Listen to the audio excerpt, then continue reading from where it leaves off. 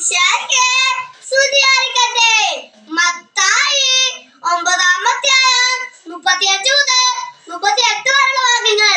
യേശു അവരുടെ സിനഗോഗുകളിൽ പഠിപ്പിച്ചും രാജ്യത്തിന്റെ സുവിശേഷം പ്രസംഗിച്ചും എല്ലാ രോഗങ്ങളും വ്യാധികളും സുഖപ്പെടുത്തിയും എല്ലാ നഗരങ്ങളിലും ഗ്രാമങ്ങളിലും ചുറ്റിസഞ്ചരിച്ചു. ജനക്കൂട്ടങ്ങളെ കണ്ടപ്പോൾ യേശുവിന് അവരുടെ മേൽ അനുകമ്പ തോന്നി.